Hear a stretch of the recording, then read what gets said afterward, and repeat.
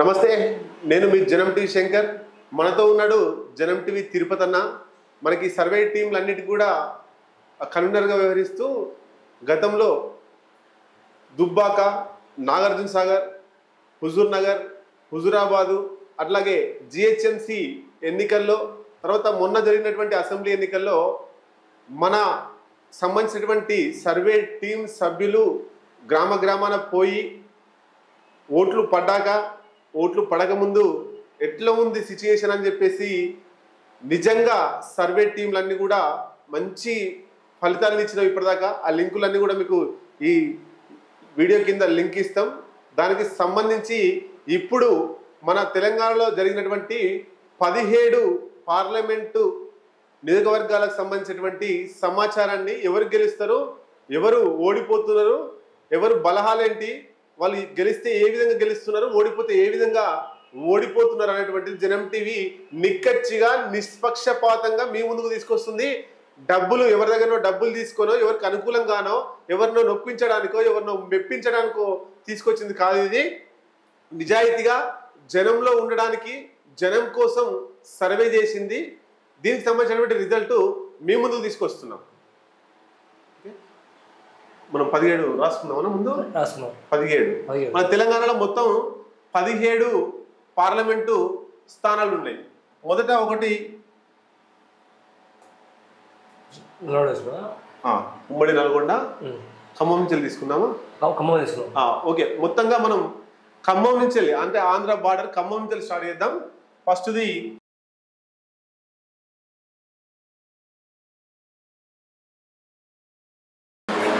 ఖమ్మం, రెండోది మహబూబాబాద్,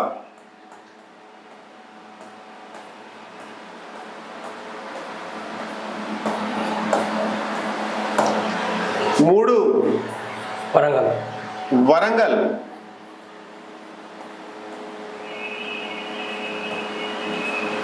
నాలుగు నల్గొండ,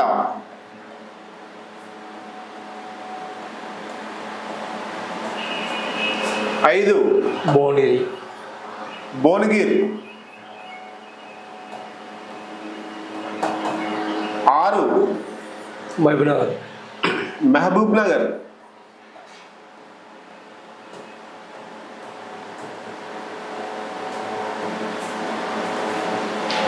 ఏడు నాగర్ కర్నూల్,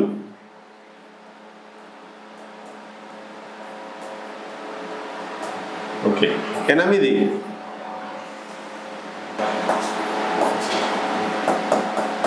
ఆదిలాబాద్, నెక్స్ట్ 9 పెద్దపల్లి,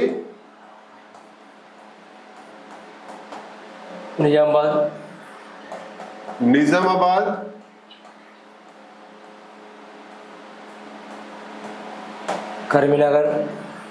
కరీంనగర్,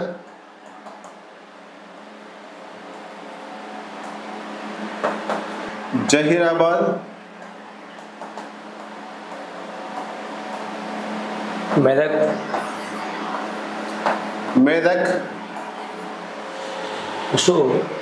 చేవెళ్ళ,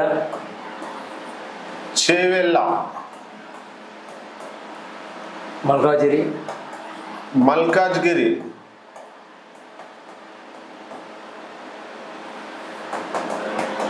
సికింద్రాబాద్,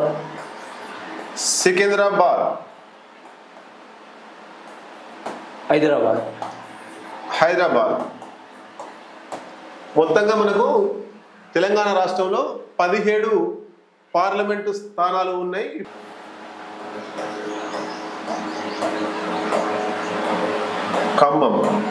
ఖమ్మంలో ఇక్కడ 3 అభ్యర్థులు నిలబడ్డారు. మొత్తం కాంగ్రెస్ పార్టీ నుంచి వెళ్ళి ఒకరు, బీఆర్ఎస్ నుంచి, బీజేపీ నుంచి, అంతేనా? ముగ్గురు ప్రధాన పార్టీ నిలబడ్డారు. ఓకే, కాంగ్రెస్ పార్టీ నుంచి వెళ్ళి రామసహాయం రఘురామ్ రెడ్డి,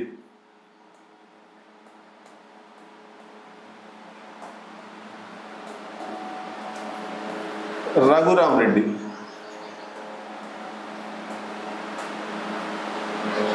బీఆర్ఎస్ నుంచి సిట్టింగ్ ఎంపీ నామా నాగేశ్వరరావు.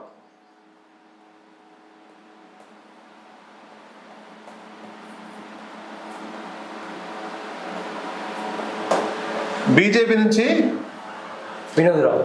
వినోద్ రావు నిలబడ్డాడు.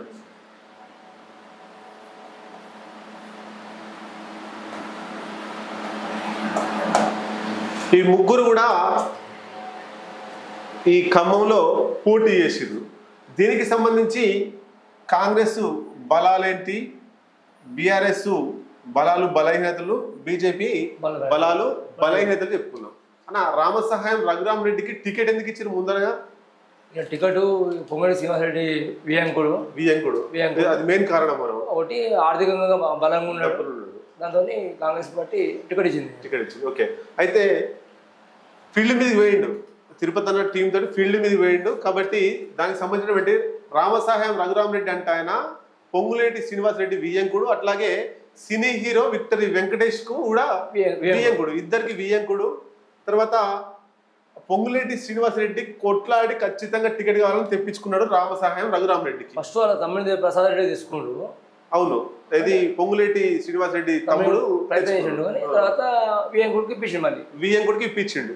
అయితే ఈయనకు టికెట్ రావడం, ఆర్థికంగా బలంగా ఉండడం, తర్వాత ఇక్కడ మొత్తం ఎమ్మెల్యేలు ఎన్ని ఉన్నాయన్నా? ఖమ్మంలో 7 ఎమ్మెల్యేలు ఉంటారు. 7 ఎమ్మెల్యేలు ఉన్నారు మొత్తము.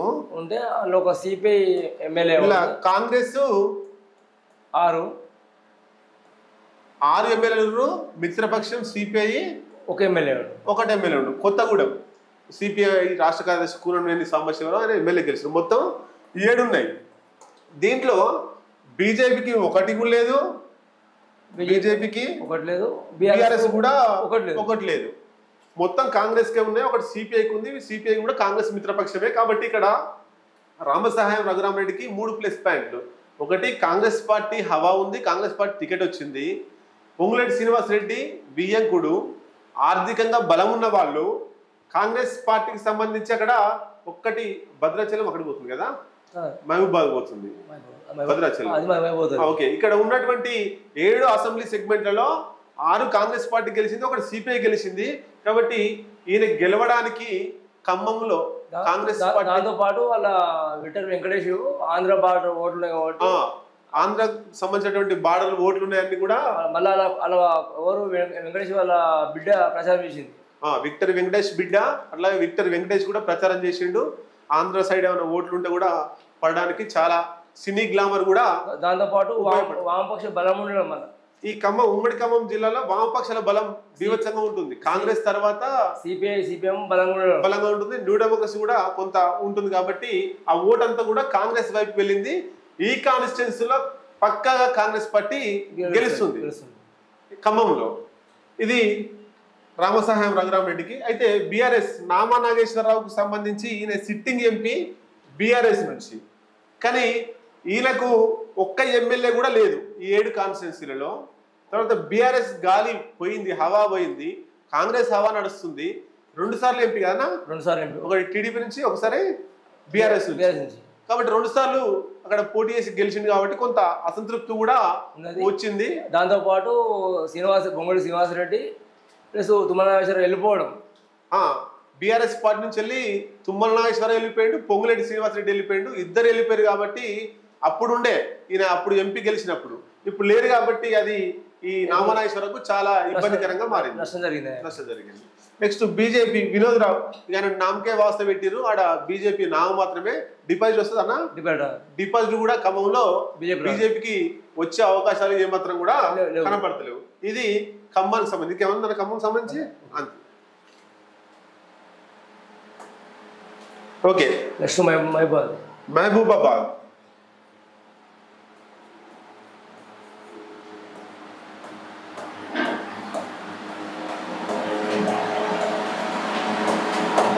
ఓకే, మహబూబాబాద్ లో 3 పోటీ చేశారు, అంతేగానా? 3 పోటీ. ఫస్ట్ కాంగ్రెస్ పార్టీ నుంచి Balram Naik, ex MP Balram, ex minister, ex minister, central minister అంతేనా? అవును. బలరాం నాయక్,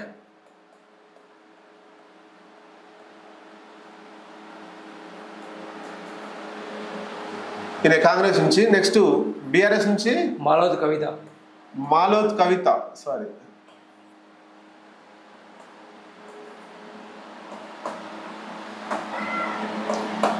మాలోత్, ఈమె సిట్టింగ్ ఎంపీ, ఇప్పుడు సిట్టింగ్ ఎంపీ.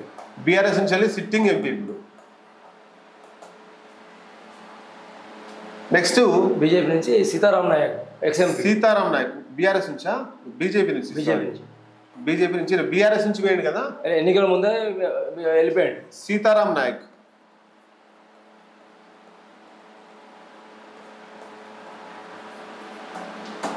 వీళ్ళు వాస్తవంగా ముగ్గురు ఎక్స్ఎంపీలే కదా, ముగ్గురు ఎక్స్ఎంపీ. ఈయనే ఎక్స్ఎంపీ, మాలత్ కవిత సిట్టింగ్ ఎంపీ ప్రస్తుతానికి, ఈయన ఎక్స్ఎంపీ. సీతారాం నాయక్ ఎక్స్ఎంపీ ఏ పార్టీ నుంచి? బీఆర్ఎస్ నుంచి. మొన్న ఎలక్షన్ స్టంట్ లో భాగంగా బీజేపీలోకి వచ్చాడు. వాస్తవంగా ఇక్కడ టికెట్ ఇవ్వాల్సింది ఎవరికి?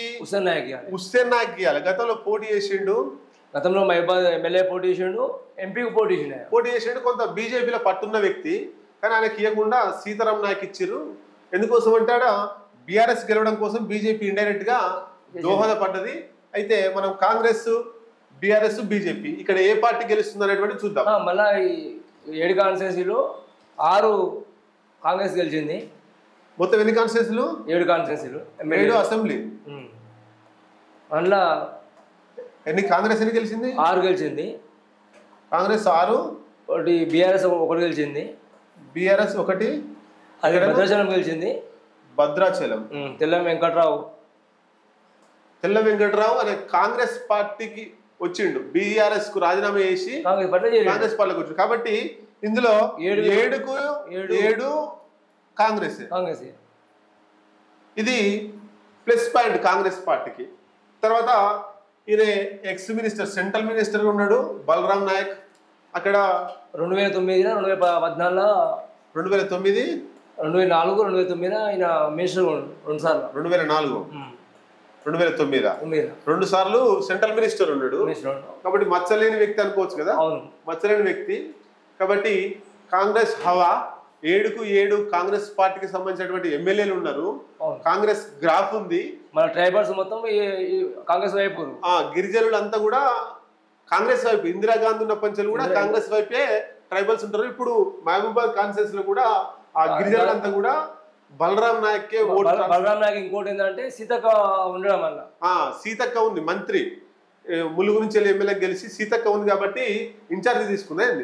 ఇన్ఛార్జ్ తీసుకుని మీద అక్కడ గిరిజన ప్రాంత ఓట్లన్నీ కూడా ఎక్కువ ప్రభావితం చేసింది సీతక్క. ఈయన గెలుపులో సగభావం అనుకోవచ్చు సీతక్క. ఓకే, నెక్స్ట్ బీఆర్ఎస్ నుంచి వెళ్ళి మాలత్ కవిత. ఈ మాలత్ కవిత సిట్టింగ్ ఎంపీ. ఇంకా ఆమె గాలి లేదు, బీఆర్ఎస్ హవా అయిపోయింది. తర్వాత అక్కడ టీఆర్ఎస్ ఒక ఎమ్మెల్యే గెలిచిన ఆయనే ఎవరు? తెల్ల వెంకట్రావు, భద్రాచలం. ఆయన కాస్త పోయి కాంగ్రెస్ లో పడ్డాడు. ఇక చెప్పుకోవడానికి ఏం లేదు. కొంత బీఆర్ఎస్ కు అక్కడ గెలిచే అవకాశమే లేదు. ఈమె గతంలో ఎమ్మెల్యే చేసింది, ఎంపీ చేసింది. అసంతృప్తి ఉంది కొంత. ఫాదర్ ఇట్లా ఎమ్మెల్యే చేసిండు. వాళ్ళ ఫాదర్ డోర్నకల్ నుంచి ఎమ్మెల్యే ఒక 40 ఏళ్ళు ఎమ్మెల్యే చేసిండు. కాంగ్రెస్ పార్టీలో ఉండు, తర్వాత బీఆర్ఎస్ ఎంపీనా? రెడ్డి నాయక్ కూతురు కవిత. ఓకే, ఇది విషయం. నెక్స్ట్ ఇక బీజేపీ అయితే సీతారాం నాయక్ ఇచ్చారు కాబట్టి, హుస్సేన్ నాయక్ ఇస్తే ఏమైనా ప్రభావం చూపెట్టాడు. సీతారాం నాయక్ ఇచ్చారు కాబట్టి మళ్ళీ బీజేపీ ఆటోమేటిక్ గా మాత్రం వస్తే డిపాజిట్ కూడా డౌటే. రావచ్చు లేకపోతే లేదు, 50-50 ఛాన్స్ ఉంది. ఇక్కడ పక్కా గెలిచేది ఏంటంటే మహబూబాద్ లో కాంగ్రెస్ పార్టీ గెలవబోతుంది. మహబూబాద్ లో మొత్తంగా 2, ఖమ్మం తర్వాత మహబూబాద్ 2 కూడా కాంగ్రెస్ పార్టీ గెలవబోతుంది. అంటే ఖమ్మం జిల్లాలో క్లీన్ స్వీప్ చేస్తుంది. ఉమ్మడి ఖమ్మం జిల్లాలోని కాంగ్రెస్ పార్టీ క్లీన్ స్వీప్ చేస్తుంది. Okay, next Warangal. Okay, 3 Warangal.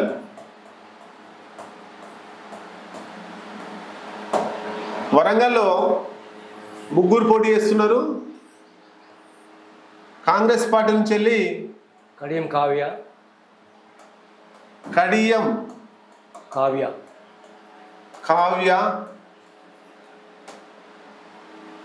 BJP నుంచి ఆరూరు రమేష్ ఎక్స్ఎమ్మెల్యే. ఆరూరి రమేష్.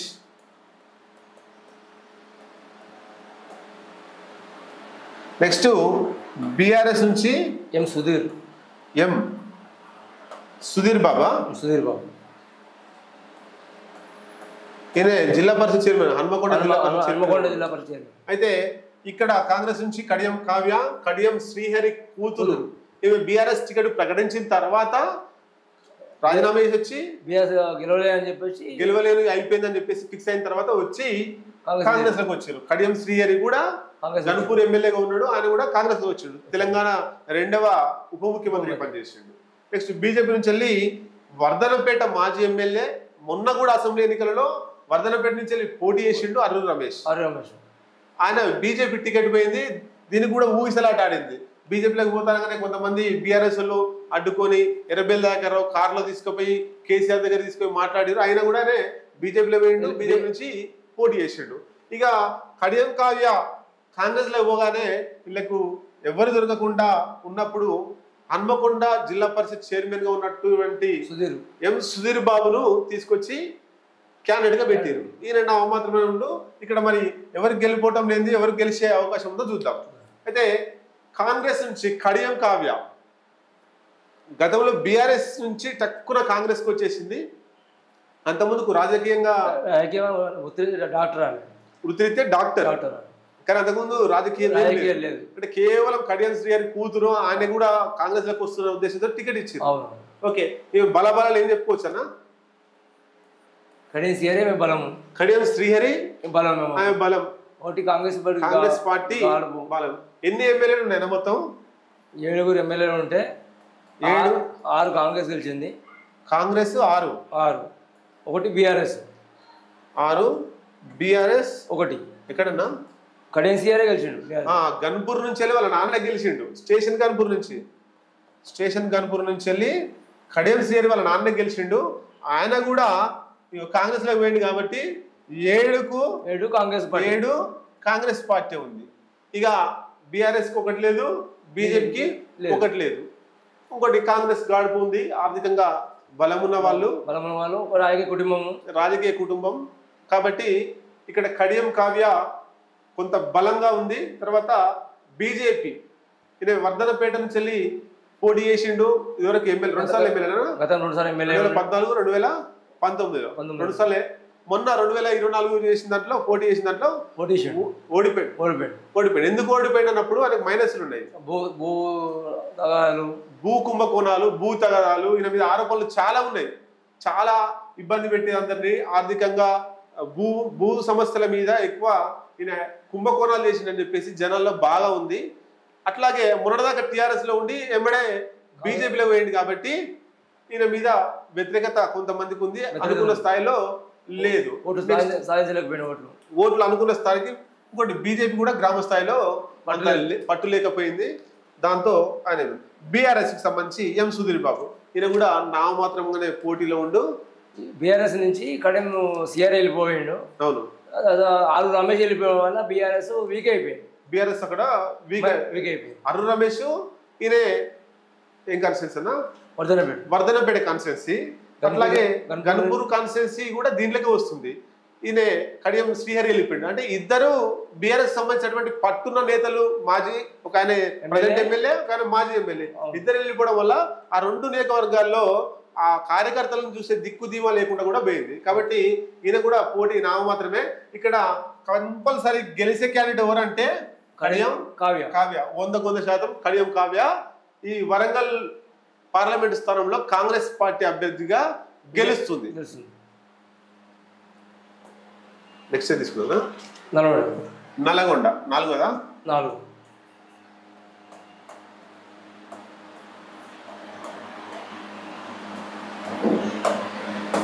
ఇక నల్గొండ అంటే తెలంగాణలో ఫస్ట్ ఏదైనా గెలుస్తుంది, ఎక్కువ మెజార్టీ ఇస్తుంది అంటే నల్గొండ చూద్దాం. నల్గొండకు సంబంధించి మళ్ళీ 3 ప్రధాన పోటీ ఉంది. ప్రధాన పోటీ 3 మధ్యలో కంటే 2 మధ్యలో ప్రధాన పోటీ ఉందని చెప్పుకోవచ్చు. ఒకటి కాంగ్రెస్ పార్టీ అభ్యర్థి కుందూరు రఘువీర్ రెడ్డి.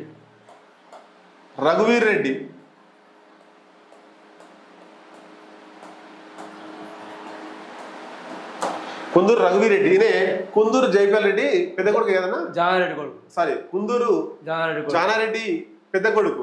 చిన్న కొడుకునేమో నాగార్జున సాగర్ నుంచి ఎమ్మెల్యే చేసిండు, ఈయనేమో ఎంపీగా చేస్తుండిగా. ఆయనకు గతంలో అసెంబ్లీ ఎన్నికల్లో బీజేపీ గవర్నర్ ఆఫర్ ఇచ్చింది అంతేగానా. కుందూరు జానారెడ్డి ఒకవేళ బీజేపీలోకి వస్తే, కాంగ్రెస్ పార్టీ నుంచి వదిలేసి బీజేపీలోకి వస్తే బై ఎలక్షన్ లా బీజేపీకి వస్తే నీ కొడుకు టికెట్ ఇస్తాం, అలాగే నీకు గవర్నర్ ఇస్తాం అని చెప్పింది. అయినా ఆయన కాంగ్రెస్ పార్టీని వదిలిపెట్టి పోలేదు కాబట్టి ఈ రోజు వాళ్ళ కొడుకును నాగార్జున సాగర్ ఎమ్మెల్యే తీసుకున్నాడు, అని ఎంపీ చేస్తున్నాడు. అవసరమైతే ఈ జానారెడ్డి కూడా రేపు ఏదైనా ఒక పదవి రాజ్యసభకు ఎమ్మెల్సీ ఏదో పోయే అవకాశాలు కనబడతా ఉన్నాయి. Next 2 BRS Kancharla Krishna Reddy.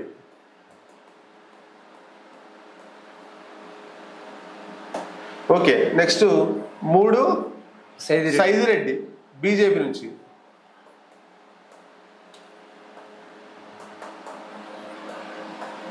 ఈయన ఎక్స్ఎమ్మెల్యే సైదిరెడ్డి. అయితే ఇక్కడ మనకు కాంగ్రెస్ పార్టీ నుంచి ఈయన ముందు మాట్లాడుకుందాం. ఈయనకు పుష్కలంగా కాంగ్రెస్ పార్టీ అండదండలు ఉన్నాయి. ఒకటి నల్గొండను వెళ్తున్నటువంటి కోమటిరెడ్డి బ్రదర్స్ బలం ఉంది. 2 జానారెడ్డి ఉత్తమ్ కుమార్ రెడ్డి ఫ్యామిలీ అంతేనా, Uttam Kumar Reddy family full support ఉంది. నెక్స్ట్ జానారెడ్డి అంటే వీళ్ళ నాన్ననేనే. జానారెడ్డి 40 ఏళ్ళ నుంచి రాజకీయాల్లో 40 ఇయర్స్ నుంచి వెళ్ళి రాజకీయాల్లో ఉండు, హోంశాఖ మంత్రిగా చేసిండు, వివిధ శాఖల్లో మంత్రిగా చేసిండు. సీనియర్ నేత, మంచి పట్టున్న నేత. ఈ 3 కుటుంబాల అండదండలు పుష్కలంగా ఈ రఘువీర్ రెడ్డి. దాంతో పాటు వామపక్ష బలం ఉంది. తర్వాత నల్గొండ జిల్లా, ఖమ్మం జిల్లా ఎట్లాగో వామపక్షాలకు బలంగా ఉంటుంది. ఆ వామపక్షాల బలం కూడా ఈ కాంగ్రెస్ పార్టీకి తోడైంది. డబ్బులున్న వ్యక్తి కాబట్టి కాంగ్రెస్ నుంచి రఘువీర్ రెడ్డి మంచి పోటీలో ఉన్నాడు. నెక్స్ట్ ఇంకెవరున్నాయన్నా సపోర్ట్ వీళ్ళకు. Next BRS Kancharla Krishnareddy. ఆర్థికంగా మాత్రమే మంచుకున్నాడు. ఈ పరిధిలో 7 కాన్స్టిట్యున్సీలు అన్నా 7 కాన్స్టిట్యున్సీలు ఉన్నాయి. 6 కాంగ్రెస్ అంతేనా, 1 బీఆర్ఎస్, 1 అది బీఆర్ఎస్. అది కూడా జగదీశ్వర్ రెడ్డి సూర్యాపేట నుంచి వెళ్ళి ఉన్నాడు. ఒక సూర్యాపేట తప్ప మిగతా 6 కూడా కాంగ్రెస్ ఉన్నాయి. అది వీళ్ళకు అనుకూలంగా ఉంది. బీఆర్ఎస్ కు ఒకటే ఉంది, అది సూర్యాపేటనే ఉంది. కంచర్ల కృష్ణారెడ్డికి ఆర్థికంగా బలమైన నేత కానీ బీఆర్ఎస్ గ్రాఫ్ తగ్గిపోతుంది కాబట్టి ఈయన మీద ఆ ప్రభావం చూపెడుతుంది. నెక్స్ట్ బీజేపీ మళ్ళా సిట్టింగ్ స్థానం కాంగ్రెస్ పార్టీకి ఇది సిట్టింగ్ స్థానం. ఉత్తమ్ కుమార్ రెడ్డి గతంలో, ఇప్పుడు రాష్ట్ర మంత్రిగా ఉన్నాడు. గతంలో ఉత్తమ్ కుమార్ రెడ్డి ఈయన ఉన్నాడు. ఇక్కడ ఉత్తమ్ కుమార్ రెడ్డి హుజూర్నగర్ నుంచి ఎమ్మెల్యేగా ఉన్నాడు. పద్మావతి నుంచి ఉంది. రఘువీర్ రెడ్డి తమ్ముడు నాగార్జున సాగర్ నుంచి ఎమ్మెల్యేగా ఉన్నాడు. అంటే మంచి వెంకటరెడ్డి నల్గొండ నుంచి ఎమ్మెల్యేగా ఉన్నాడు. వీళ్ళంతా పుష్కలంగా అండదండలు ఉన్నాయి కాబట్టి ఖచ్చితంగా ఈయన ముందంజలో ఉంటాడు. బీఆర్ఎస్ ఒకటే సూర్యాపేట ఉంది. తర్వాత బీఆర్ఎస్ సైదిరెడ్డి అంటే ఆయన ఎమ్మెల్యే ఎలక్షన్లలో హుజూర్నగర్ నుంచి పోటీ చేసిండు. ఆయన గతంలో ఎమ్మెల్యే, మొన్న పోటీ చేసి ఓడిపోయిండు. ఓడిపోయి బీజేపీలోకి వచ్చి ఎంపీగా పోటీ చేసిండు. అంటే హుజూర్నగర్ బీఆర్ఎస్ కు కొంత చాలా నష్టం జరిగింది. కాబట్టి బీజేపీ ఇక్కడ నామాత్ర పోటే. బీఆర్ఎస్ 2వ స్థానంలో ఉంటుంది. 100% నల్గొండలో ఎక్కువ మెజార్టీ వచ్చే సీట్ అంటే రఘువీర్ రెడ్డి. బీజేపీకి ఇంకో మైనస్ ఏంటంటే సైదిరెడ్డి ఎమ్మెల్యేగా ఉండు. అవును, ఎమ్మెల్యే బీజేపీ వాళ్ళు ధర్నాలు చేసారు. ఇక్కడ సైదిరెడ్డి హుజూర్నగర్ ఎమ్మెల్యే ఉన్నప్పుడు, టీఆర్ఎస్ గవర్నమెంట్ ఉన్నప్పుడు బీజేపీ కదా, బీజేపీ ధర్నాలు చేసారు. తర్వాత సాక్షాత్ బండి సంజయ్ని అరెస్ట్ చేయించాడు సైదిరెడ్డి. ఆయనకి టికెట్ ఇచ్చారు హుజూర్నగర్లో గెలిపించడానికి. మరి అది ఎట్లా ఇచ్చిరో ఏందో తెలియదు. అట్లాగే జర్నలిస్ట్ రఘును కూడా కేసు పెట్టి ఒక 10-15 రోజులు జైలు కూడా పంపించాడు. అది సైదిరెడ్డి ఆయన తీసుకొచ్చి బీజేపీలో ఎంపీగా పోటీ చేయించారు. మరి పోటీ చేశారు, క్యాడర్ కూడా సహకరించారు. ఎందుకంటే బీజేపీల మీదే కేసులు పెట్టించిండు ఇదే, క్యాడర్ అయినా సహకరిస్తారు. కాబట్టి మొత్తంగా కాంగ్రెస్ పార్టీ ఈ కుందూరు రఘువీర్ రెడ్డి రాష్ట్రంలో ఎక్కువ మెజార్టీ రావచ్చు, ఎక్కువ మెజార్టీ వచ్చే అవకాశం మనకు కనబడుతుంది. నెక్స్ట్ అన్న Bhuvanagiri 5-6. Next Yadadri భువనగిరేనా?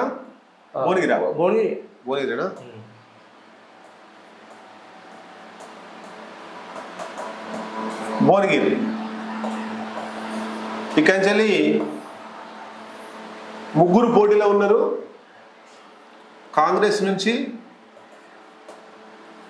Chamala Kiran Kumar Reddy,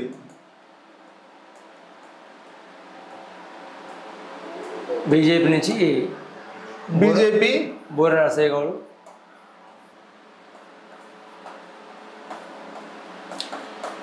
doctor Boora Narasayya Goud. Next వచ్చేసి బీఆర్ఎస్ నుంచి వెళ్ళి శ్యామ మల్లేష్, ఇంకా సిపిఎం నుంచి ఎండి జహాంగీర్ పోటీ, సిపిఎం నుంచి ఎండి జహాంగీర్. ఈ నలుగురు పోటీ చేసిర్రు. దీంట్లో సోషల్ మీడియాలో కావచ్చు, జనాల దగ్గరికి కావచ్చు, ఇగో ఈ ఇద్దరు వ్యక్తులు ఎక్కువ పోయారు. బీజేపీ సిపిఎం వాళ్ళే ఎక్కువ పోయారు. ఇంటింటికి ఎక్కువ భువనగిరి కాన్స్టిట్యూన్సీలో గడప గడప టచ్ చేసి దాదాపు 3 లక్షల మందిని ఇంటికి పోయి కలిసిన వ్యక్తి జహాంగీర్. ఆ సెకండ్ ప్లేస్ లో 2 నుంచి 2.5 లక్షల మంది కలిసిన వ్యక్తి నర్సయ్య గౌడ్. మల్లేష్ కూడా ప్రచారం బాగానే చేసిండు. ఇక ప్రచారం చేయని వ్యక్తి ఎవరు ఉన్నారంటే ఈయన ఎవరిని టచ్ చేయలే. కాకపోతే ఇక్కడ ఉన్న ఎమ్మెల్యేలు కాంగ్రెస్ క్యాడర్ తప్ప ఈయన వచ్చి ఎవరిని కూడా ఓటేయమని అడిగిన పాపన కూడా ఇక్కడ కూడా పోలేదు. ఇది భువనగిరిలో మొత్తంగా రాష్ట్రం మొత్తం ఒక ఎత్తు, భువనగిరిలో ఒక ఎత్తు. అసలు భువనగిరిలో ఎవరు గెలుస్తారని చెప్పేసి ఇప్పటికి కూడా జనాలలో అంటే బూర నరసయ్య ప్రధాన పోటీ కాంగ్రెస్ బీజేపీ మధ్యలో ఉంది. ప్రధాన పోటీ కాంగ్రెస్ గెలుస్తుందా బీజేపీ గెలుస్తుందా? బీజేపీ అనే కంటే బూర నరసయ్య గౌడ్ అనొచ్చు. ఎందుకంటే ఇక్కడ బీజేపీ ప్రభావం అంతంతే ఉంటుంది కాబట్టి బీసీ వర్సెస్ రెడ్డిగానే ఉంది ఇక్కడ. కాంగ్రెస్ వర్సెస్ బీజేపీ లేదు, బీసీ రెడ్డి వర్సెస్ బీసీగానే ఉంది. గతంలో బీసీలకు సంబంధించి బూర నరసయ్య గౌడ్ ఒకసారి బీఆర్ఎస్ నుంచి వెళ్ళి ఎంపీ గెలిచింది. తర్వాత ఎక్కువ సార్లు కాంగ్రెస్ పార్టీ భువనగిరిలో గెలిచింది. అంటే కోమటిరెడ్డి 2009లో కోమటిరెడ్డి రాజగోపాల్ రెడ్డి, తర్వాత 2014లో బూర నరసయ్య గౌడ్, 2019లో కోమటిరెడ్డి వెంకరెడ్డి. ఇద్దరు 2 సార్లు కోమటిరెడ్డి సోదరులు గెలిచిండ్రు, ఒకసారి బూర నరసయ్య గౌడ్ గెలిచిండు. చామల కిరణ్ కుమార్ రెడ్డి కొత్తగా పోటీ చేస్తున్నాడు, మల్లేష్ కొత్తగా పోటీ చేస్తున్నాడు, జహాంగీర్ కొత్తగా పోటీ చేస్తున్నాడు. ఇక్కడ ప్రధాన పోటీ ఈ ఇద్దరి మధ్యలోనే ఉంది. అయితే కాంగ్రెస్ పార్టీకి ప్లస్లు ఉన్నాయి, మైనస్లు ఉన్నాయి. ప్లస్లు ఏంటంటే ఈయన ముఖ్యమంత్రికి అత్యంత సన్నిహితుడు అని అంటుంటారు. మరి సన్నిహితుడు కాదు తెలియదు మనకు, కానీ సన్నిహితుడు అని అంటారు. తర్వాత కాంగ్రెస్ పార్టీ హవా నడుస్తుంది. ఇక్కడ ఈ కాన్స్టిట్యున్సీలో ఒక జనగామ, అంతేగాను జనగామ తప్ప మిగతా 6 కాన్స్టిట్యున్సీలు జనగామ పల్లా రాజేశ్వర రెడ్డి గెలిచిండు అక్కడ. ఆ ఒక జనగామ తప్ప మిగతా 6 కాన్స్టిట్యున్సీలలో కాంగ్రెస్ పార్టీ అందరూ 50,000 మెజార్టీతో గెలిచారు. ఒక్కరు కూడా తక్కువ మెజార్టీ 5-10,000 కాదు, 45-49,000 నుంచి 50,000 పైనే గెలిచారు అందరు కూడా. కాబట్టి ఇక్కడ కాంగ్రెస్ పార్టీ కంచుకోటగా చెప్పుకోవచ్చు. ఒక జనగామ తప్ప, జనగామ కూడా స్వల్ప ఓట్లే కదా, 15,000 ఏమో 7,000 ఓట్లతోటి ఓడిపోయింది. కాబట్టి మొత్తంగా కాంగ్రెస్ పార్టీ హవానే భువనగిరిలో ఉంది. తర్వాత మంచి డబ్బులు ఉన్నటువంటి వ్యక్తి, కాకపోతే చొచ్చుకుపోయే గుణం లేదు, కలుపుకోపోయే గుణం లేదు, కార్యకర్తలు గుర్తుపట్టేటువంటి పరిస్థితిలో కూడా లేదు. కార్యకర్తలు ఎమ్మెల్యేలే పనిచేసారు. కాంగ్రెస్ పార్టీ గ్రౌండ్ లో ఉండేటువంటి నాయకత్వమే జిజ్జు తీసుకొని పనిచేసారు తప్ప ఈయన ఎక్కడ కూడా వచ్చి ఓట్లు వేయిర్రి నాకేయిర్రి నేను మీకు పనిచేస్తా అనేటువంటి విషయం ఎక్కడ కూడా చెప్పుకోలేదు. అంటే ఉన్నటువంటి 6 మంది ఎమ్మెల్యేలు జనగామలో కొమ్మూరు ప్రతాప్ రెడ్డి వీళ్ళు మీరేసుకొని చేసిరు. వాళ్ళు పోటీ చేసినట్టు ఫీల్ అయ్యి ఇక్కడ నకరికల్ వేముల వీరేశం అయితేంది, మందుల సామేలు అయితేంది, తుంగతుర్తి ఆలేరు ఐలయ్య అయితేంది, భువనగిరి కుంభమనేని రెడ్డి జనగామ ఎమ్మెల్యే కాకుండా ఎమ్మెల్యే స్థాయి కంటే ఎక్కువ పనిచేసిండు కొమ్మూరు ప్రతాప్ రెడ్డి. దీంతో పాటు ఇన్ఛార్జ్ మునుగోడు రాజగోపాల్ రెడ్డి ఇన్ఛార్జ్ రాజగోపాల్కి ఇచ్చారు. తర్వాత ఈ భువనగిరికి సంబంధించి ఇన్ఛార్జ్ అంటే ఈ భువనగిరి పార్లమెంట్ పరిధి మొత్తం ఇన్ఛార్జి కోమటిరెడ్డి రాజగోపాల్ రెడ్డికి ఇచ్చారు. కాబట్టి ఈయన ఇజ్జత్కి సవాల్ తీసుకొని గెలిస్తే మంత్రి అవుతాడు. కాబట్టి మంత్రి కావాలంటే గెలిపియాలి, అది విషయం. కాబట్టి ఈయనకు ఇది ప్లస్ గా ఉంది. ఇక బీజేపీ బూర నర్సే గౌడ్ కోసం బీసీలు గౌడ్స్ కావచ్చు, గౌడ్స్లో ఇంకా బీసీలు కావచ్చు చాలా కష్టపడరు. ఆ కష్టం బీసీలు కష్టపడ్డంత కష్టం బీజేపీలు కష్టపడితే బయటపడతాడు. కానీ పనిచేసిరా అంటే వాళ్ళ అంతర్గత లొల్లులు అవే పెట్టుకొని వాళ్ళు సరిగా నాయకత్వం బీజేపీ శ్రేణులు పనిచేయలేదు. కానీ బీసీ కాన్సెప్ట్ తోటి బీసీ సంఘాలు బీసీ నాయకులు బాగా పనిచేసారు. బీసీ నాయకులు పనిచేసారు. రెండోది నర్సయ్య గౌడ్ ముందు నుంచి ప్రచారంలో ఉన్నాడు. ప్రచారంలో చాలా రోజుల నుంచి ప్రచారంలో ఉన్నాడు. గతంలో ఎంపీ చేసిండు కాబట్టి ఆయన ఎంపీగా ఉన్నప్పుడు ఏమేమి చేసిండో అంతా కూడా ఆయన చెప్పడం, జనాలతో టచ్లో ఉండడం, మంచికి చెడుగుపోవడం, తర్వాత ఆయన కబ్జాలు, భూకుంభ కోణాలు, ఆర్థిక లావాదేవీలు ఇట్లాంటి ఆరోపణలు ఏమి లేవు. మచ్చలేని వ్యక్తిగా ఉన్నాడు బూర నర్సయ్య గౌడ్. కాబట్టి కొంత ఆయన ఒక్కడే పోవాల్సి ఉంది కాబట్టి ఒక్కడే మీదేసుకొని చేసింది కాబట్టి గ్రామ స్థాయిలో కొంత బీజేపీ లేని కాడ ఎమ్మెల్యేలు ఎవరు లేకపోవడం. బీజేపీ ఇక్కడ కాంగ్రెస్ 6 ఉన్నాయి, బీఆర్ఎస్ 1 ఉంది, బీజేపీ ఒక్క ఎమ్మెల్యే లేదు.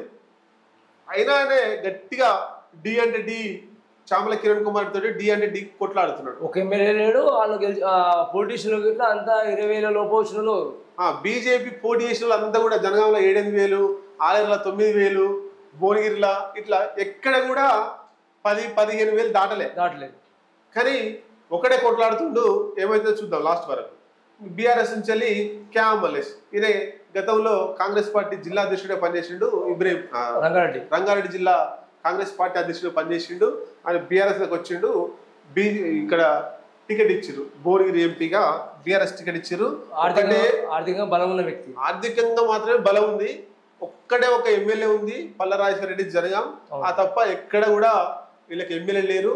కానీ ఈ క్యామలేష్ అంటే ఆయన చేసిన ప్రయత్నం ఓడిపోయిన ఎమ్మెల్యేలు ఎవరైతే ఉన్నారో వాళ్ళు పనిచేస్తే బాగుండేది.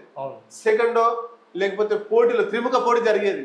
కానీ ఎక్కడోళ్ళు అక్కడ ఆలేరు నుంచి ఓడిపోయిన ఎమ్మెల్యే ఒకరోజు మీదేసుకుని తిరగలే. భువనగిరిలో ఓడిపోయిన ఎమ్మెల్యే ఒకరోజు తిరగలేదు. మునుగోడు అట్లే ఉంది, నకరికల్ అట్లే ఉంది. నకరికల్ ఏం ప్రచారం జరిగిందో కూడా తెలియదు.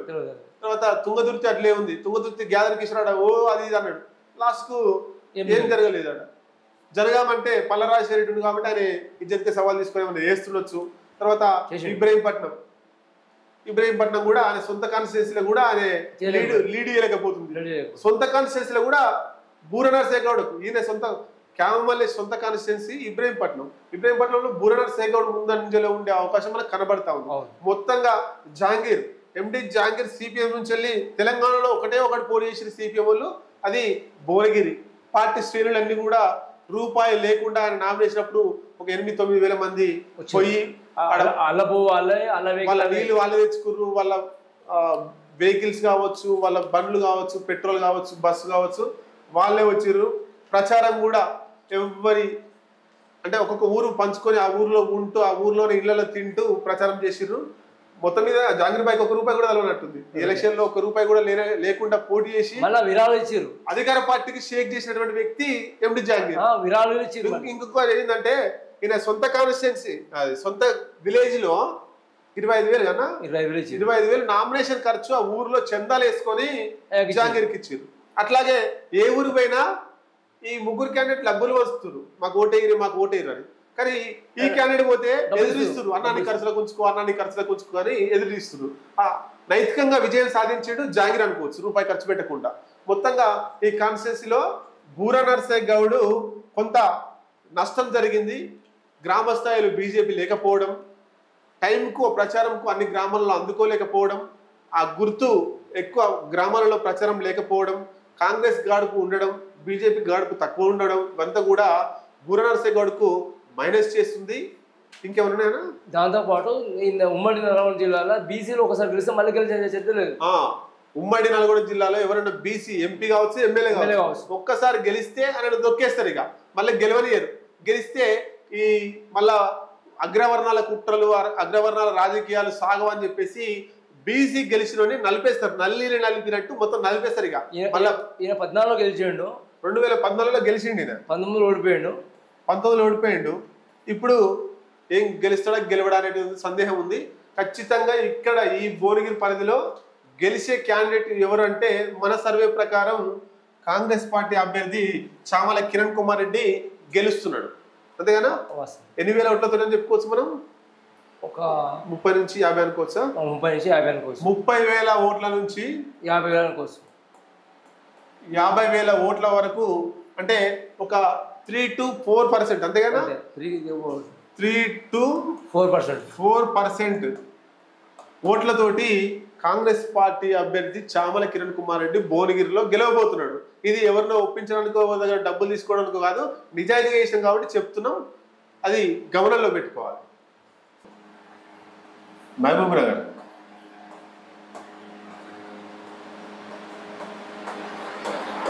మహబూబ్నగర్లో మొత్తంగా ముగ్గురు పోటీ. కాంగ్రెస్ నుంచి చెల్ల వంశీచంద్ర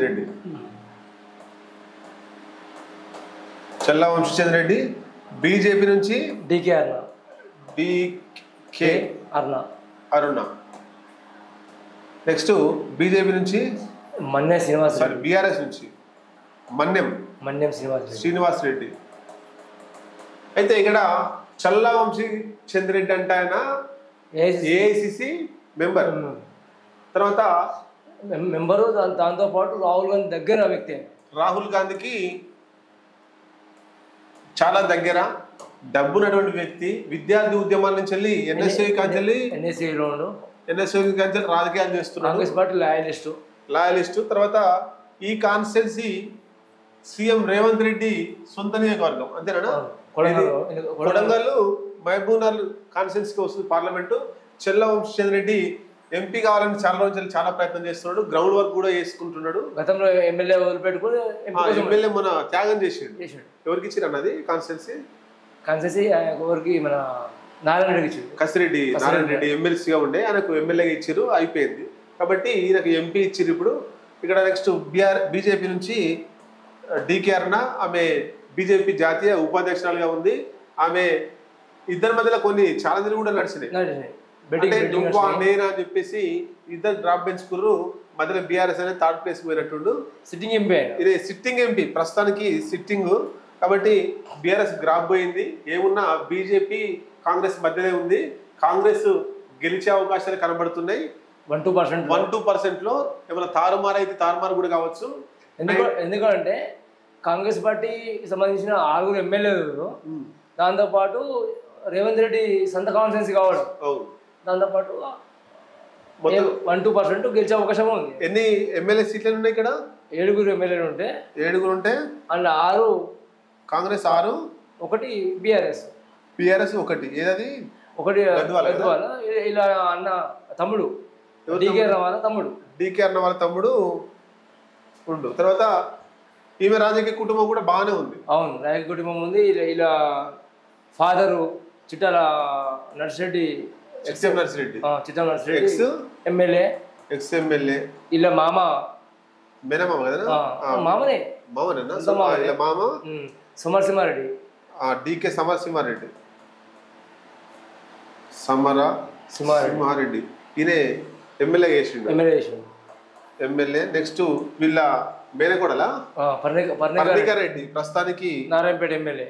నారాయణపేట పర్ణికా రెడ్డి నారాయణపేట ఎమ్మెల్యే అంటే కుటుంబ నేపథ్యం, ఈ పార్టీ అని చెప్పట్లేదు కానీ కుటుంబ నేపథ్యం. వీళ్ళ కుటుంబం ఇదే పార్టీలో వీళ్ళ కుటుంబం ఇదే పార్టీలో కాబట్టి వీళ్ళ బ్యాక్గ్రౌండ్ ఉంది. ఇక్కడ ఏం గెలిచినా 1-2% ఎక్కువ గెలవడానికి అవకాశాలు చల్లా వంశీచంద్రెడ్డికే ఉన్నాయి. ఎందుకంటే డికేఆర్ ను ఓడగొట్టాలని సీఎం రేవంత్ రెడ్డి శత విధాల సామ భేద దాన దండోపాయాలు అన్ని కూడా ఉపయోగించి ఈ కాన్స్టిట్యున్సీకి 10 సార్లు వచ్చినాయి.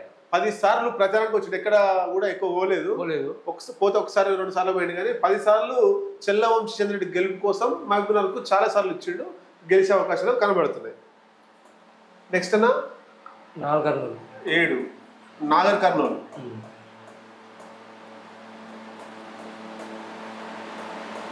ఈడ కాంగ్రెస్ నుంచి మల్లూరు రవి ఈయన బట్టి విక్రమార్క అన్న సొంతమన్నా. ఓకే. నెక్స్ట్ 2 బీజేపీ నుంచి ఉన్నాడు భరత్ పోతిగంటి భరత్ పి భరత్ వాళ్ళ నాన్న రాములు కదా, సిట్టింగ్ పోతుగంటి భరత్. 3 బీఆర్ఎస్ నుంచి ఆర్ఎస్ ప్రవీణ్ కుమార్.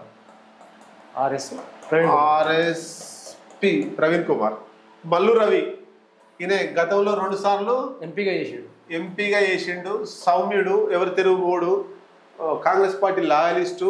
ఇలా ఫాదర్ ఇట్లా మల్లు అనంతరాములు ఆయన కూడా 2 సార్లు ఎంపీగా చేసిండు మల్లు అనంతరాములు.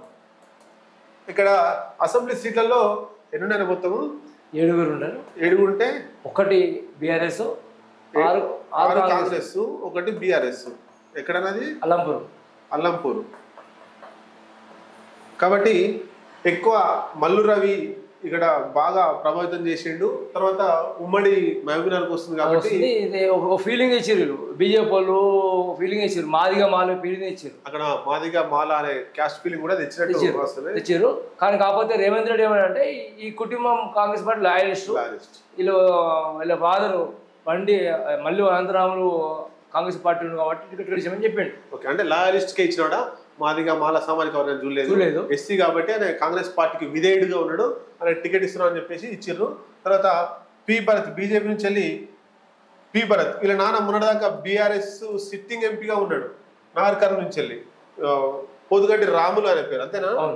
రాములు. ఈయన సిట్టింగ్ ఉండు ఎట్లాగో ఇక బీజేపీలోకి పోవాలి కాబట్టి టికెట్ అచ్చంపేట టికెట్ అడిగారు. ఇవ్వలేదు. పోతుగడ్డి రాములు బీఆర్ఎస్ లో ఉండే, బీఆర్ఎస్ లో ఉన్నప్పుడే అచ్చంపేట టికెట్ అడిగారు. అచ్చంపేట ఎమ్మెల్యే టికెట్ నాకు కావాలి, నా కొడుకు కావాలి, తర్వాత నాగర్ కర్నూలు నాకు కావాలని అడిగారు. అప్పుడు బీఆర్ఎస్ ఇవ్వలేదు కాబట్టి బీజేపీలోకి పోయి భరత్కు వాళ్ళ కొడుకు నాగర్ కర్నూలు టికెట్ తెచ్చుకున్నాడు. అది సంగతి. కొత్త రాజకీయాల కొత్త వ్యక్తి. నెక్స్ట్ బీఆర్ఎస్ నుంచి వెళ్ళి ఆర్ఎస్ ప్రవీణ్ కుమార్. ఈ ఆర్ఎస్ ప్రవీణ్ కుమార్ అంటే ఆయన మొన్న ఎమ్మెల్యే ఎన్నికల్లో పోటీ చేసిండు. సిర్పూర్ కాగజ్ నుంచి పోటీ చేసి ఓడిపోయాడు. గెలుస్తాం అనుకున్నాడు, ఇల్లు తీసుకున్నాడు, అంతే చేసిండు. బీఎస్పీ పార్టీ నుంచి వెళ్ళి రాష్ట్ర అధ్యక్షుడిగా పోటీ చేసి తీసుకుపోయి మన నాతోటి కాదు అని చెప్పేసి కేసీఆర్ కాళ్ళ దగ్గర పోయి దండం పెట్టి కేసీఆర్ ఆ పార్టీకి అంటే ఒక కోవర్ట్గానే పనిచేసిందని చెప్పుకోవచ్చు. బీఆర్ఎస్ పార్టీకి ఆర్ఎస్పీ కోవర్ట్గా ఆయన జాబ్ చేసే కాంచెల్లి కూడా కోవర్ట్గానే ఉన్నాడు. అంటే ఎందుకో చిన్న విషయం చెప్పుకోవాల్సి అంటే ఈ ఆర్ఎస్ ప్రవీణ్ అంటే ఆయన కేసీఆర్ ముందే పసిగట్టిండు. యువకులు, నిరుద్యోగులు, ఎస్సీలు దూరం కాబట్టి ఈ ఆర్ఎస్ ప్రవీణ్ బీఎస్పీ నుంచి ఉంటే నాకు రాష్ట్రం మొత్తం ప్రసిద్ధంగా అనుకున్నాయి. అంటే ఈ దళిత ఓట్లు అన్ని కూడా కేసీఆర్ కి వ్యతిరేకంగా ఉన్నాయి కాబట్టి అవి ఎట్లా నాకు పడాయి కాబట్టి ఆర్ఎస్ ప్రవీణ్ కుమార్ తోటి బీఎస్పీ పెట్టిస్తే ఈ ఓట్లు తీసుకుపోతారు, తద్వారా నేను బయటపడచ్చు అనేటువంటిది గేమ్ ఆడిర్రు. ఆ గేమ్ లో కేసీఆర్ ఫెయిల్ అయ్యిండు, ప్రవీణ్ కుమార్ ఫెయిల్ అయ్యిండు. కాబట్టి ఇప్పుడు ఇద్దరు ఒకటి అయ్యారు. కేసీఆర్ ని తిట్టిండు గతంలో ప్రచారంలో. ఒక ఇంట్లో గుడిసెలకు పోయి ఏమైనా కేసీఆర్ గుడిసెల ఉంచినావు, సిగ్గుందా నీకు అని చెప్పేసి అన్నాడు. మరి సిగ్గులేని దగ్గరికి సిగ్గునాయన ఎందుకు పోయింది అనేది జనాలు ప్రశ్నించాలి. కాబట్టి ఆల్రెడీ బీఆర్ఎస్ నుంచి వెళ్ళి ఆర్ఎస్ ప్రవీణ్ పోటీ చేస్తున్నాడు. ఇక్కడ 100% మల్లు రవి గెలిచే అవకాశాలే ఎక్కువ కనబడతా ఉన్నాయి. సెకండ్ ఎవరు ఉంటారు అనేటువంటిది తేలాల్సిన ఇది. నెక్స్ట్ వచ్చేసి ఉత్తర తెలంగాణ, ఆదిలాబాద్. ఉత్తర తెలంగాణ ఇప్పటిదాకా మనం చెప్పుకున్నంతా కూడా దక్షిణ తెలంగాణ తీసుకున్నాము. దక్షిణ తెలంగాణ తీసుకున్నాం. ఇప్పుడు ఉత్తర తెలంగాణ తీసుకుంటే దాంట్లో ఏడోదా ఎనిమిదోదా? 7 7 కదా, 8 కదా. ఓకే, 8వది ఆదిలాబాదా? ఆదిలాబాద్. దీంట్లో ప్రధానంగా కాంగ్రెస్ నుంచి ఆత్రం సుగుణ ఈమె టీచర్. ఈమె గవర్నమెంట్ టీచరా? Government teacher. ఓకే. 2 బీజేపీ నుంచి గోడం నగేష్ కదా. ఇది ఎంతమంది టీఆర్ఎస్లో ఉంటాయి కదా. మాజీ ఎంపీ. నెక్స్ట్ బీజేపీ నుంచి, బీఆర్ఎస్ నుంచి ఆత్రం సక్కు.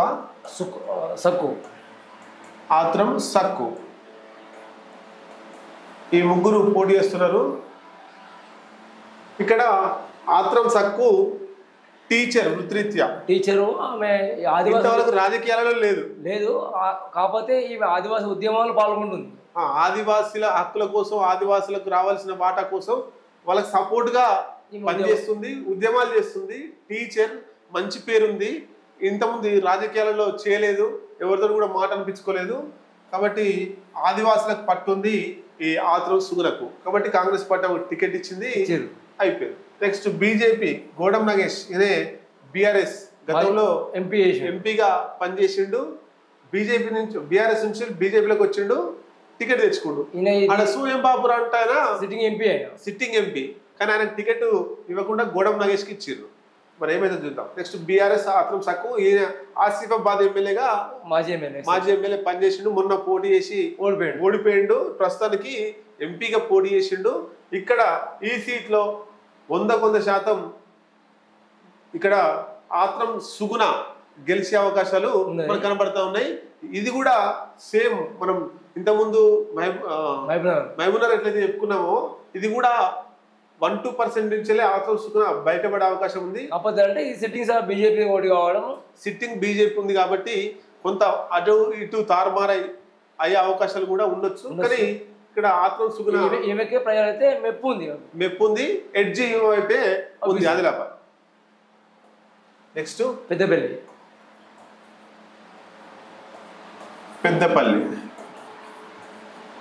ఇక్కడ పోటీ చేస్తుంది ప్రధానంగా కాంగ్రెస్. 3 పార్టీలు. కాంగ్రెస్ నుంచి వెళ్ళి గడ్డం వివేక్ వాళ్ళ కొడుకు గడ్డం వంశీకృష్ణ.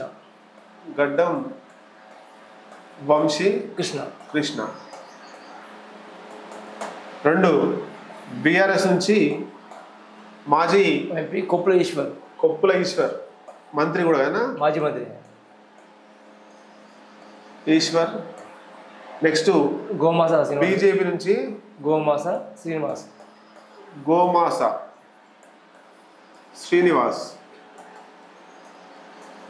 ఇగో ఈ గడ్డ వంశీ అంటానా V6 ఉంది కదా, వెలుగు పేపర్. ఆ వివేక్ వల్ల కొడుకు ఇదే గడ్డం వెంకటస్వామి మనవడినే.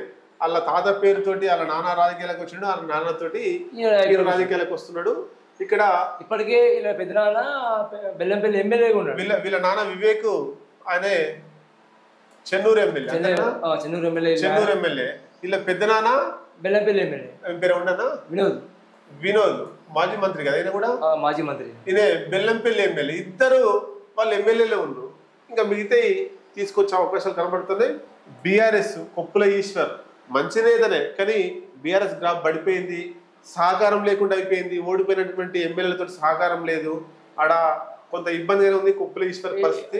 ఏమన్నా ధర్మపురికి సంబంధించిన అంటే కొంత ప్రభావం చూపెట్టింది. కొంత ధర్మపురిలో కొంత ఎడ్జి చూపించే ప్రభావం ఉంది, కానీ మిగతా కాన్స్టిట్యూన్స్ లో కొంత నష్టం జరిగే అవకాశాలు కనబడుతుంది. బీజేపీ గోమాస శ్రీనివాస్, ఈయనే పూర్వం ఏబీపీ కదన్నా, రాజకీయాలు విద్యార్థి ఉద్యమంలో ఏబీపీ నుంచి వచ్చిండు. తర్వాత బీఆర్ఎస్ లో పోయిండు. ఎన్నికల ముందు, మొన్న అసెంబ్లీ ఎన్నికల ముందు కదా, పార్లమెంట్ ఎన్నికల ముందు బీజేపీలోకి వచ్చిండు. ఆయన టికెట్ ఇచ్చిండు. మొత్తం మీద ఈ పెద్దపల్లి నియోజకవర్గంలో 100% బయటపడేటువంటి వ్యక్తి గడ్డం వంశీకృష్ణ. ఎట్లాంటి డౌట్ లేదు, ఇలా నో డౌట్. నెక్స్ట్ 10వ జహీరాబాద్.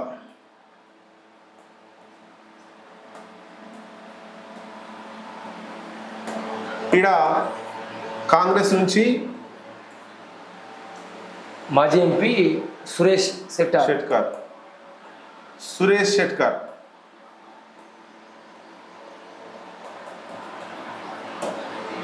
బీజేపీ నుంచి sitting MP BB Patil. BB Patil.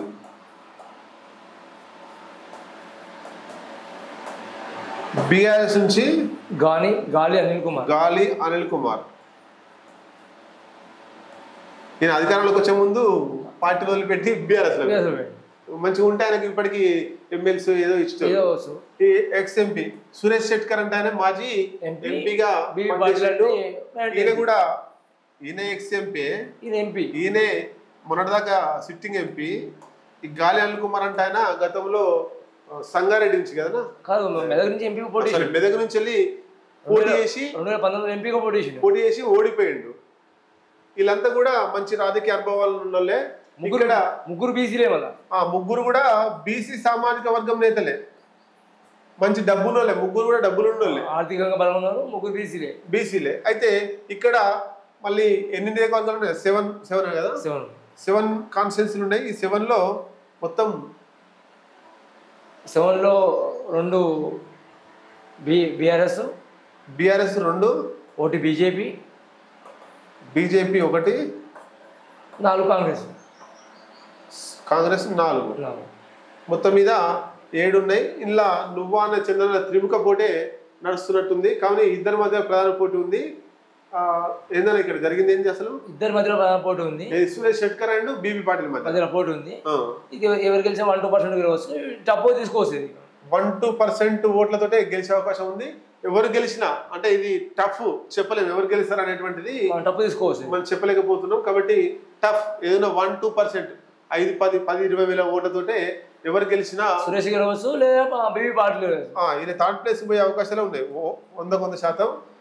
Suresh Shetkar గెలిచినా బీబీ పాటిల్ గెలిచినా 1-2% ఓట్లతోటే జైరాబాద్లో గెలవడం జరుగుతుంది. నెక్స్ట్ 11 మెదక్.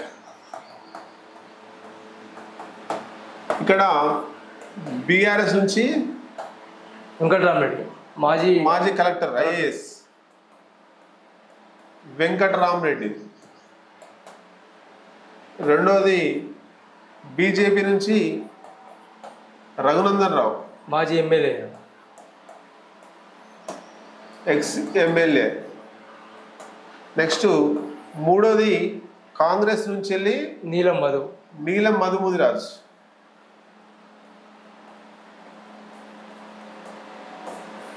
ఇక్కడ ప్రధాన పోటీ కూడా బీఆర్ఎస్ బీజేపీ మధ్యలో ఉంది. ఇక్కడ బీఆర్ఎస్ ఏమన్నా గెలిచే అవకాశాలు ఉన్నాయి, తప్పిస్తుంది అంటే ఒక మెదక్ తప్ప ఏడలేదు.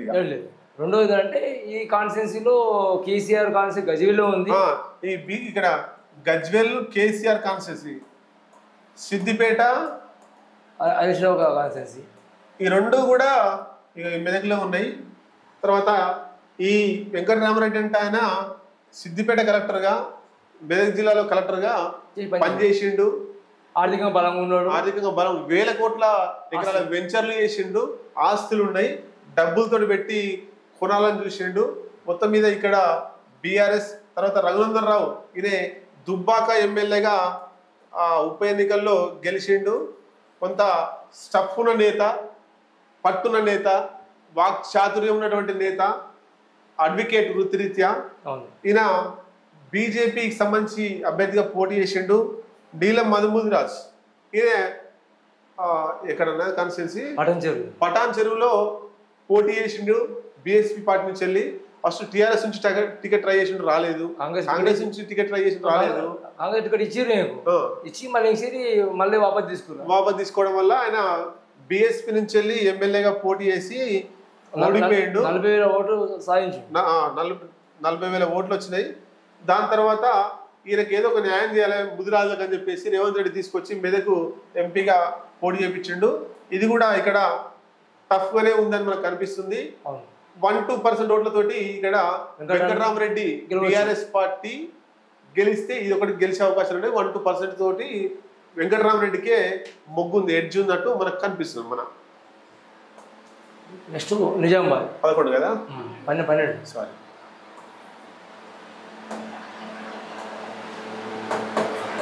నిజామాబాద్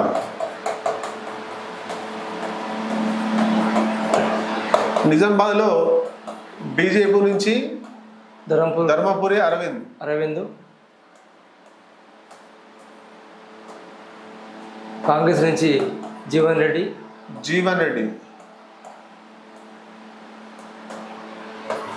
మూడోది బీఆర్ఎస్ నుంచి కేసీఆర్ బాజిరెడ్డి, మాజీ ఆర్టీసీ చైర్మన్ అంతేనా, బాజిరెడ్డి గోవర్ధన్. ఇక ఇద్దరు కూడా బాజిరెడ్డి గోవర్ధన్, ధర్మపురి అరవింద్ ఇద్దరు కూడా మున్నూరు కాపు సామాజిక వర్గానికి చెందిన వాళ్ళు అంతేనా, బీసీ వాళ్ళు ఇద్దరు. మున్నూరు కాపు బీసీ సామాజిక. ఇక ఈ రెడ్డి జీవన్ రెడ్డి అంటే ఒక రెడ్డి సామాజిక వర్గం, కానీ కాంగ్రెస్ పార్టీలో లాయల్టీగా ఉండు. ధర్మపురి అరవింద్ వాళ్ళ నాన్న డి శ్రీనివాస్ గతంలో పిసిసి అధ్యక్షుడు ఉమ్మడి రాష్ట్రానికి పనిచేసిన వైఎస్ రాజశేఖర పీరియడ్ లో. ధర్మపురి అరవింద్ గెలుపు కోసం పోయినసారి అరవింద్ వాళ్ళ నాన్న కూడా కష్టపడ్డాడు. వాళ్ళ నాన్న వాళ్ళ బ్రదర్ అప్పుడున్న డి శ్రీనివాసు కాంగ్రెస్ పార్టీ అభ్యర్థి ఇద్దరు కష్టపడి ధర్మపురి అరవింద్ గెలుపు కోసం చేశారు. మరి ఇప్పుడు వాళ్ళు ఎవరు లేరు కాబట్టి BJP sitting MP Dharmapuri Arvind, తర్వాత కాంగ్రెస్ నుంచి జీవన్ రెడ్డి, ఇద్దరి మధ్యలో టఫ్ ఉంది. ఇక్కడ కూడా టఫే, ఎవరు గెలిచారని చెప్పడానికి అవకాశం ఉంది. అరవింద్కే వెజ్ ఉంది. అరవింద్ గెలిచే అవకాశం మనకు ఒక 5% వరకు ఉంది. జీవన్ రెడ్డి మంచి నాయకుడు, కాకపోతే యూత్ ఓటర్లన్నీ కూడా ధర్మపురి అరవింద్ వైపు పోతున్నాయి, అంటే బీజేపీ వైపు పోతున్నాయి. జీవన్ రెడ్డి కొంత ఇంకా రాజకీయం అయిపోయింది, ఓల్డేజ్ కాబట్టి ఇక్కడ చాలా టఫ్ ఉంది. అయినా కూడా ధర్మపురి అరవింద్ గెలిచే అవకాశాలు కనబడుతున్నాయి. నెక్స్ట్ 13 కరీంనగర్.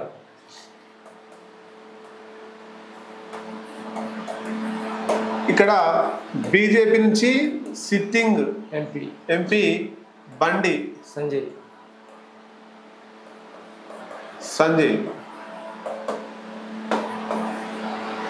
కాంగ్రెస్ నుంచి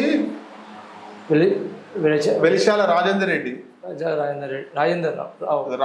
వెలిశాల రాజేందర్ రావు, సారీ.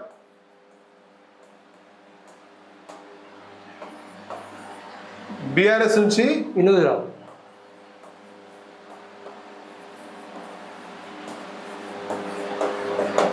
ఇగో ఇక్కడ బీజేపీ బండి సంజయ్ గతంలో, ఇప్పుడు ప్రస్తుతానికి సిట్టింగ్ ఎంపీగా ఉన్నాడు. గతంలో బీజేపీ రాష్ట్ర అధ్యక్షుడిగా పనిచేసిండు. మంచి వాగ్దాటి ఉన్నటువంటి వ్యక్తి. మొన్న ఎమ్మెల్యేలో ఎలక్షన్లో కరీంనగర్ నుంచి పోటీ చేసి ఓడిపోయిన సానుభూతి పనిచేసే అవకాశం ఉంది. మొత్తంగా బీజేపీ నుంచి బండి సంజయ్ జాతీయ ప్రధాన కార్యదర్శిగా ఉన్నాడు. మన ఇద్దరు సామాజిక వర్గం రావులు, ఇద్దరు రాజేందర్ రావు, వినోద్ రావు ఇద్దరు కూడా ఈ వెలమ సామాజిక వర్గానికి చెందిన వాళ్ళే. కాబట్టి ఈ ఓట్లన్నీ చీలిపోయి బీజేపీకి ప్లస్ జరిగేటువంటి అవకాశం ఉంది. బండి సంజయ్ ఇక్కడ 100% గెలిచే అవకాశాలు కరీంనగర్ లో ఉన్నాయి.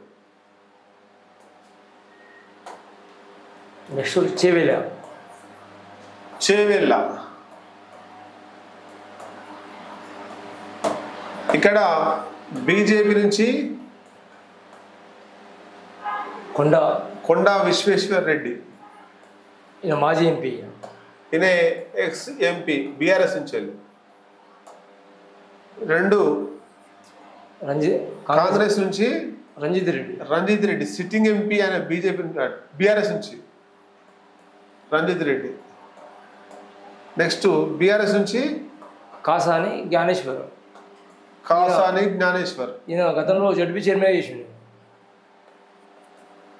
Rangareddy ZP chairman. ఇక్కడ కొండ విశ్వేశ్వర్ రెడ్డి, ఈయన రాజకీయంగా కొండ రంగారెడ్డి మనవడు. రంగారెడ్డి జిల్లా ఎట్లా ఉందో ఆయన మనవడినే కొండ విశ్వేశ్వర రెడ్డి. గతంలో బీఆర్ఎస్ నుంచి ఎంపీగా పోటీ చేసి స్వల్ప పోటీ చేసి గెలిచిండు ఒకసారి, తర్వాత మళ్ళా పోటీ చేసి స్వల్ప ఓట్లతో ఓడిపోయాడు. బీఆర్ఎస్ నుంచి గెలిచిండు, తర్వాత కాంగ్రెస్ నుంచి పోటీ చేసి సెకండ్ పొజిషన్. ఇప్పుడు బీజేపీలోకి వచ్చి ఆయన పోటీలో ఉన్నాడు. తర్వాత కాంగ్రెస్ నుంచి వెళ్ళి మొన్నటిదాకా బీఆర్ఎస్ నుంచి ఎంపీగా ఉన్నటువంటి రంజిత్ రెడ్డి ఇప్పుడు కాంగ్రెస్ నుంచి పోటీ చేసిండు. బీఆర్ఎస్ నుంచి కాసాని జ్ఞానేశ్వర్, టీడీపీ రాష్ట్ర అధ్యక్షుడు ఉన్నటువంటి కాసారెడ్డి జ్ఞానేశ్వర్ తీసుకొచ్చి ఆయన గతంలో ఉమ్మడి రంగారెడ్డి జిల్లా పరిషత్ చైర్మన్ గా పనిచేసిండు. బీసీ సామాజిక ముదిరా సామాజిక వర్గానికి చెందిన నేత.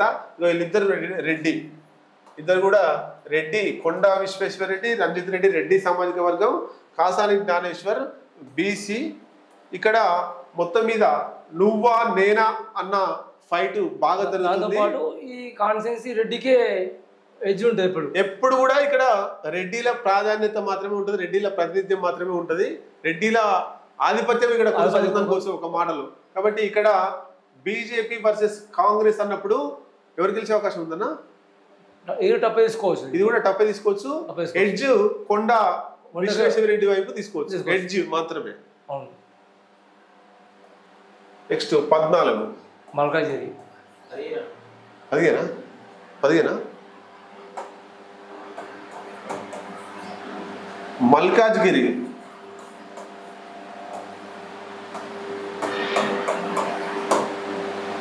ఇక్కడ బీజేపీ నుంచి ఈటెల, 2 కాంగ్రెస్ నుంచి సునీత మహేందర్ రెడ్డి,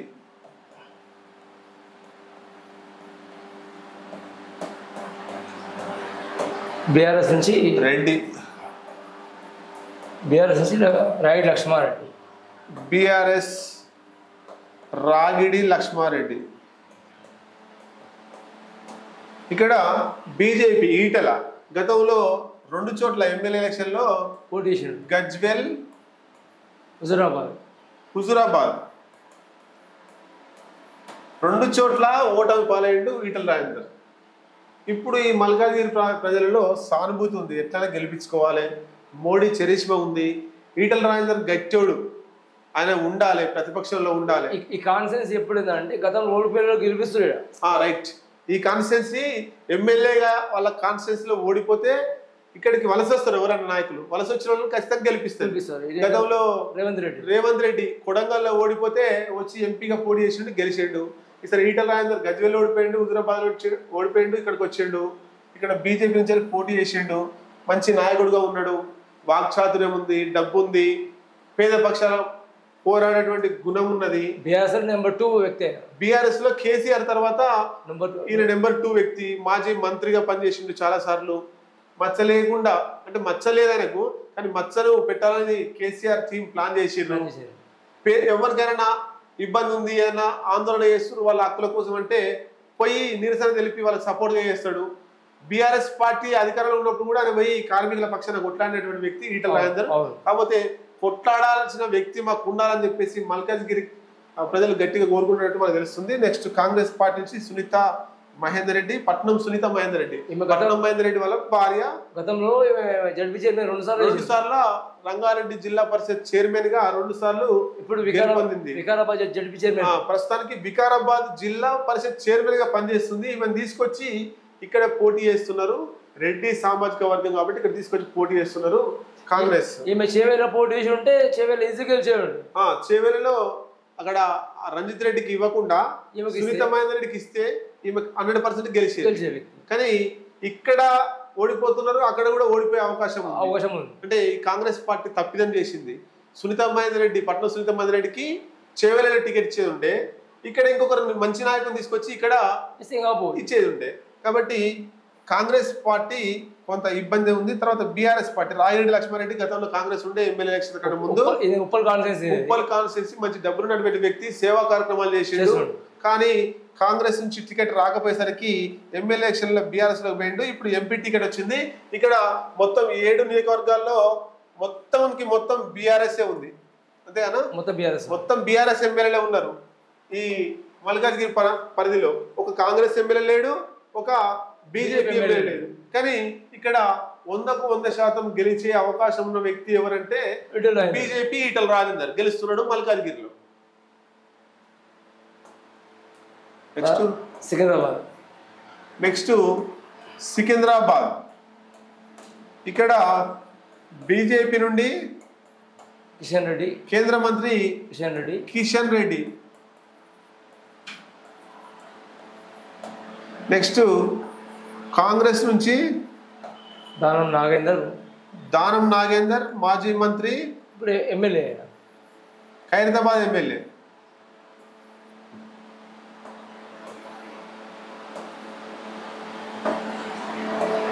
నాగేందర్ ఎమ్మెల్యే ఖైరతాబాదేనా? అవును, ఎమ్మెల్యే. నెక్స్ట్ మూడోది బీఆర్ఎస్ సికింద్రాబాద్ ఎమ్మెల్యే పద్మారావు, అంతే కదా?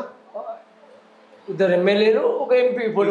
ఈయన ప్రస్తుత ఎమ్మెల్యే, ఈయన ప్రస్తుతం MLA. Secunderabad MLA Padmarao BRS నుంచి. దానం నాగేందర్ ఖైరతాబాద్ ఎమ్మెల్యే, ఆయన పోటీలో ఉన్నాడు. కిషన్ రెడ్డి సిట్టింగ్ ఎంపీ, కేంద్ర మంత్రి, ఈయన పోటీలో ఉన్నాడు. ఇక్కడ కాంగ్రెస్ పార్టీ బీజేపీ చాలా టఫ్ గా ఉంది. రేవంత్ రెడ్డి గతంలో కాంగ్రెస్ పార్టీ మూడో స్థానం ఉంది. కాంగ్రెస్ పార్టీ గతంలో మూడో స్థానంలో ఉంది. కానీ ఇప్పుడు రేవంత్ రెడ్డి ఏంటంటే దానం నాగేంద్ర తీసుకొచ్చి పోటీలో వల్ల టఫ్ వచ్చింది. ఇక్కడ ఈ దానం నాగేందర్, కిషన్ రెడ్డి అంటే బీఆర్ఎస్ థర్డ్ ప్లేస్ అవకాశం కనబడుతుంది.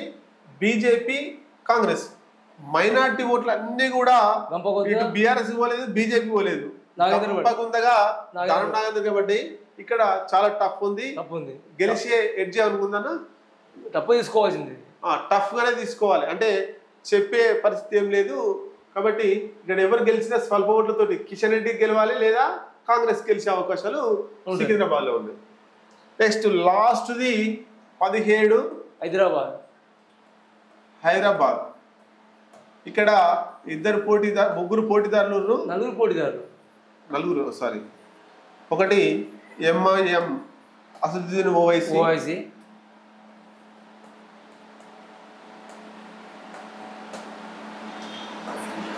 కొంపెల్లి మాధవిలత బీజేపీ నుండి, కొత్తగా బీజేపీ చేరింది. కొంపెల్లి మాధవిలత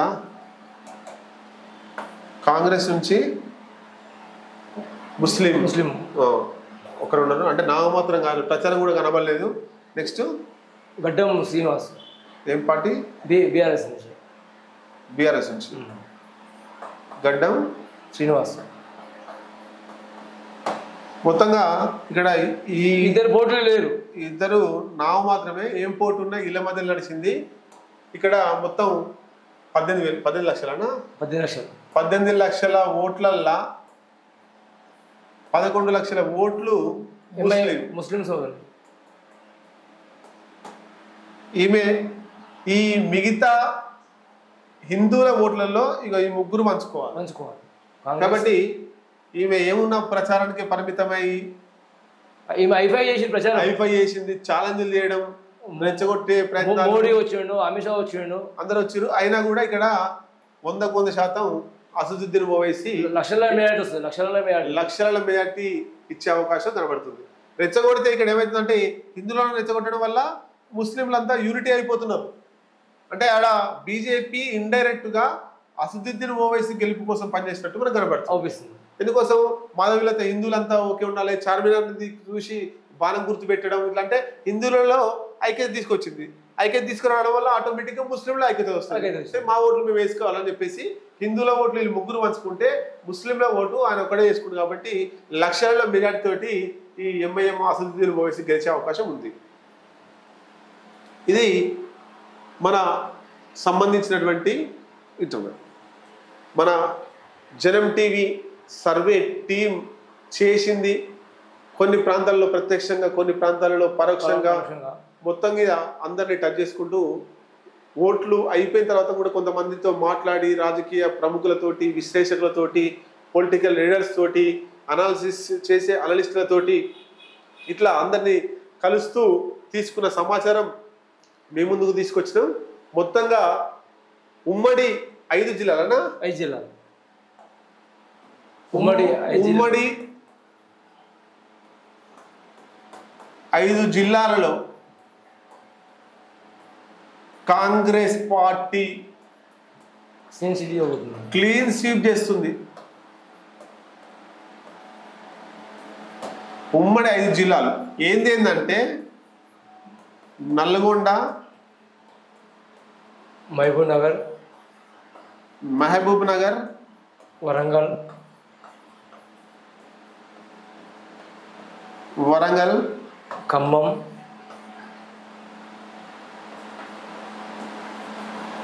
ఖమ్మం, ఆదిలాబాద్. మిగతా 5లో క్లీన్ స్వీప్ చేస్తుంది. ఇంకా వేరే పార్టీ ఏం రాదు, మొత్తం కాంగ్రెస్ పార్టీ వస్తాయి. మిగతా 5లో పోటీ ఉంటుంది. మిగతా 5 జిల్లాలలో మొత్తం 9 కదా, 12 కదా, సరే 10 జిల్లా కదా, మొత్తం ఇంకా 5 జిల్లాలలో పోటీలో ఉంటుంది. అన్న ఎంఐఎం ఉన్నది, మిగతా పార్టీలన్నీ కూడా BRS, BJP, Congress, MIM, Congress, CPM ఈ 5 పోటీలో ఉన్నాయి. ఇక్కడ క్లీన్ స్వీప్ చేయబోతుంది. ఇది జనం టీవీ సర్వే రిపోర్ట్. మొత్తంగా తెలంగాణలో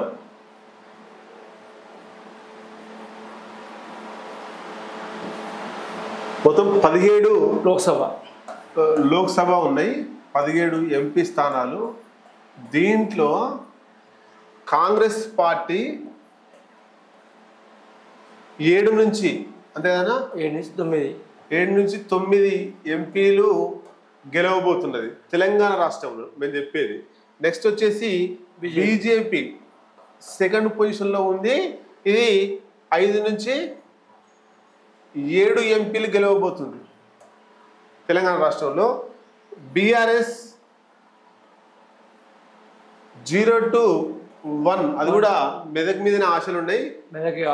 నెక్స్ట్ ఎంఐఎం ఇది కూడా 0 to 1, ఇది కూడా హైదరాబాద్లో పక్క గెలుస్తుండు. మెదక్లో చెప్పినాం మేము, మెదక్లో బీఆర్ఎస్ ఎడ్జ్.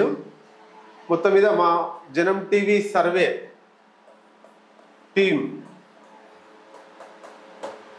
చేసినటువంటి దాంట్లో కాంగ్రెస్ పార్టీ 7 నుంచి 9, బీజేపీ 5 నుంచి 7, బీఆర్ఎస్ 1, ఎంఐఎం 1, మొత్తం 17 స్థానాల్లో జనం టీవీ సర్వే ఓకే అవుతుంది.